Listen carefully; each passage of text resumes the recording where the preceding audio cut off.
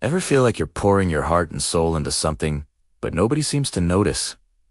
It can be crushing, right? You start to wonder if all your effort is even worth it. Well, today I want to share a story that might just change how you see those moments of doubt. It's about a young man named Alex, who lived in a small, quiet town. Alex had a dream, a huge one. He wanted to be a world-renowned artist. His passion was painting, and he dedicated every spare moment to his craft. Day after day, he'd be in his little studio, surrounded by canvases and the smell of paint, creating worlds with his brushes. He poured his emotions, his hopes, and his very being onto each canvas. But the world didn't seem ready for Alex. He would package his best pieces and send them to galleries in the city, his heart pounding with a mix of hope and anxiety. But each time the response was the same, a polite but firm rejection letter. "Not what we're looking for," they'd say. Or worse, no response at all. The silence was deafening. Even the people in his own town, folks he'd known his whole life, would offer well-meaning but soul-crushing advice. "Alex, it's a nice hobby, but maybe you should get a real job. Art doesn't pay the bills. Son."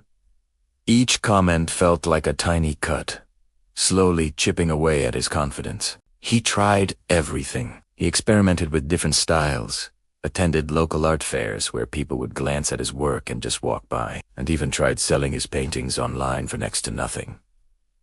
Nothing worked. The rejections piled up, and the dream that once burned so brightly inside him started to feel like a flickering, dying ember. One particularly cold evening, after receiving another harsh rejection, Alex felt like he'd finally hit rock bottom. The weight of his failures was too heavy to carry. He put down his brushes, left his studio, and just started walking. He didn't have a destination in mind, but his feet led him up the familiar path to a hill that overlooked his town. From the top, the whole town looked like a blanket of twinkling lights. It was beautiful. But to Alex, it just looked distant and disconnected. Each light was a home, a life, a world he couldn't seem to reach with his art. He felt completely alone, invisible. He sank onto a cold, damp bench and whispered into the chilly night air. "Maybe they're right. Maybe I'm just not meant for this." The thought was a painful surrender, an admission of defeat he never thought he'd make. Just as he was about to give in to despair, he heard a small voice. "Excuse me." He looked up to see a little girl, no older than 7, holding a half-eaten lollipop and looking at him with wide, curious eyes. He managed a weak smile. "Hi there." The child pointed a sticky finger back towards the town square. "I saw your paintings in the park today," she said. "The one with the big, swirly sun. It made me happy." The words were so simple, so innocent. Before Alex, they were like a lightning strike.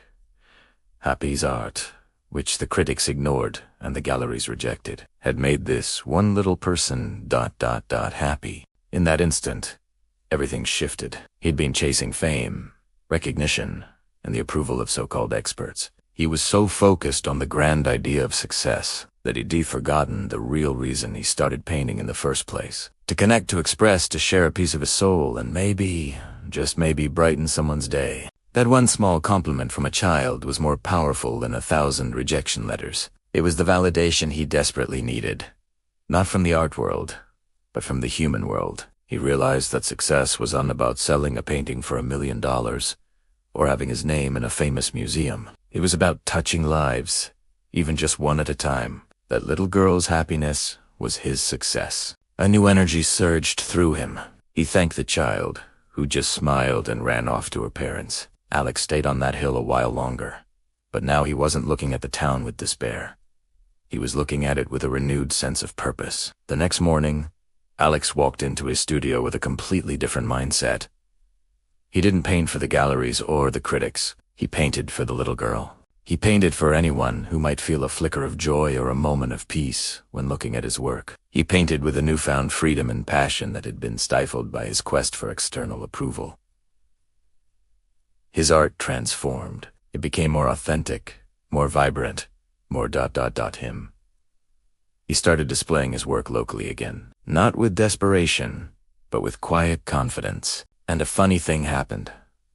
People started to notice. Someone would stop and really look at a painting, and they'd tell a friend.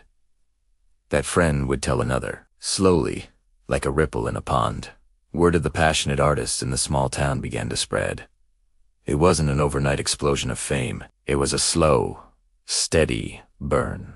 People from neighboring towns started visiting, drawn by the stories of his art. A small cafe asked to display his work. Then a local newspaper wrote a feature on him. And eventually, one of those big city galleries that had rejected him before came calling, asking if he had any pieces available. Alex did become a well-known artist, but he never forgot the lesson he learned on that cold night on the hill. He understood that true greatness isn't about the grand finale. It's about the refusal to give up. It's about finding meaning in the small victories and remembering who you're doing it for. Alex's journey is a powerful reminder for all of us.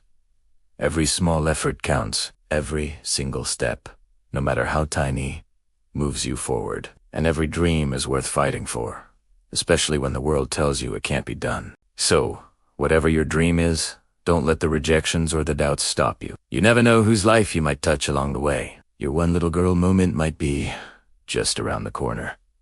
Thanks for watching. If this story resonates with you, please hit that like button and subscribe for more content that I hope will inspire you on your own journey. See you in the next one.